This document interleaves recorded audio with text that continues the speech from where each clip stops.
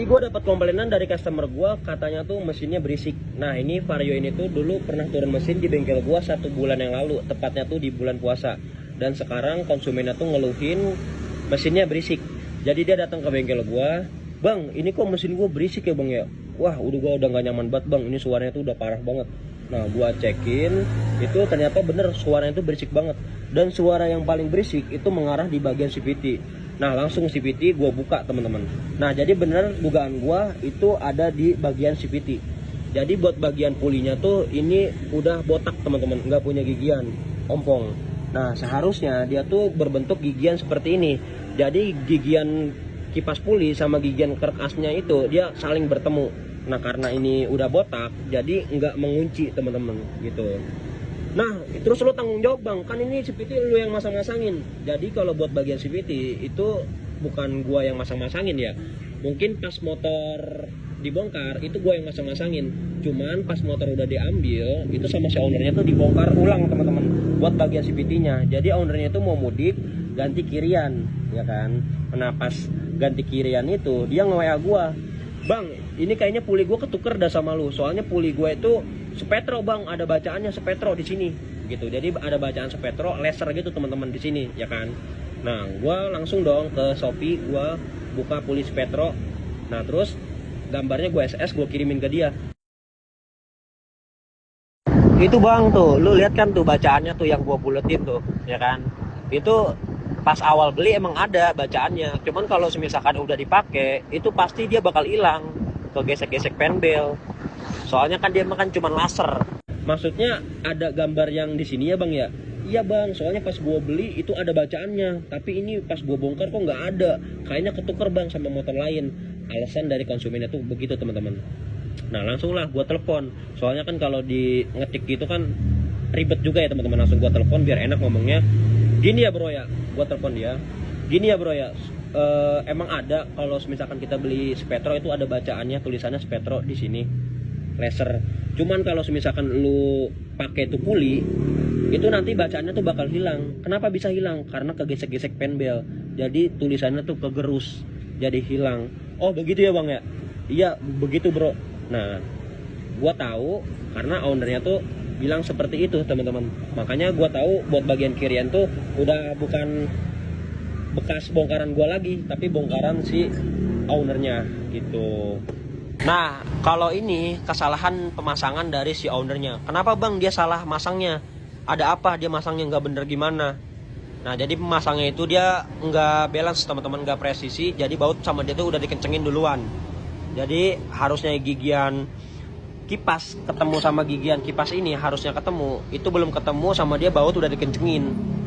Jadi nggak presisi masangnya miring. Atau kemungkinan pas posisi penbel di bawah itu sama dia tuh udah dikencengin bautnya.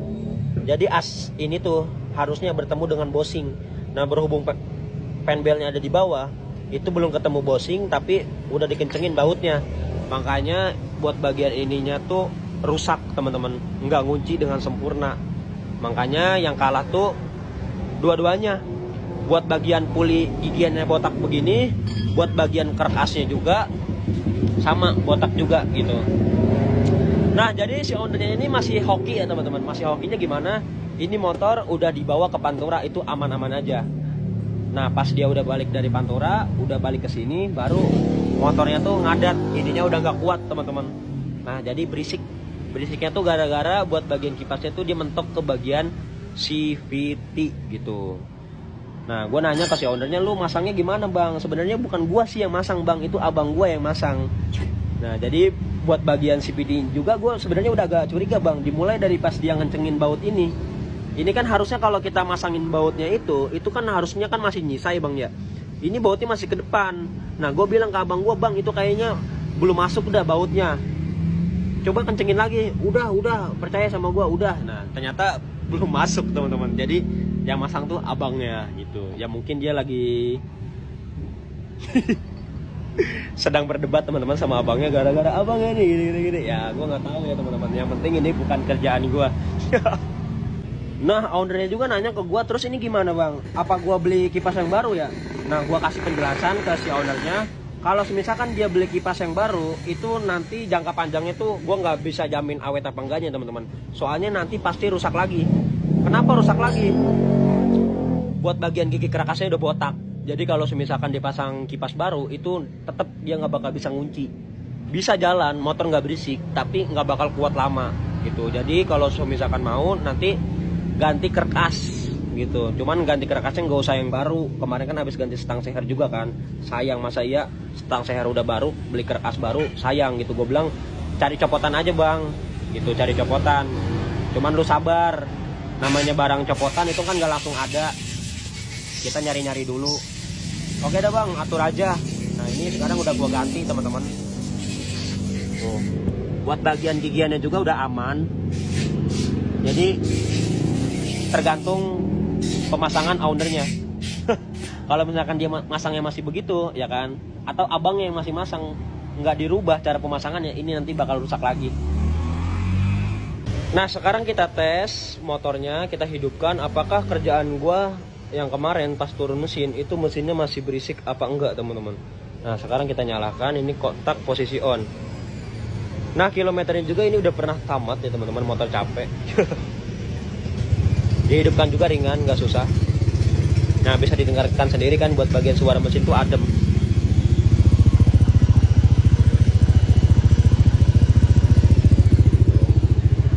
Jadi kalau bagian mesin itu aman teman-teman, kerjaan gua tuh kemarin aman. Nah yang dia keluhin itu bukan kerjaan gua, melainkan hasil kerjaan dia. Jadi bukan komplainan kerjaan gua ya teman-teman. Pas dia datang ke bengkel gua juga, pas dia komplain itu mesin gua check upin semua, itu bagian packing gak ada yang bocor, seal kerkas, seal magnet itu gak ada yang bocor, aman semua, kering.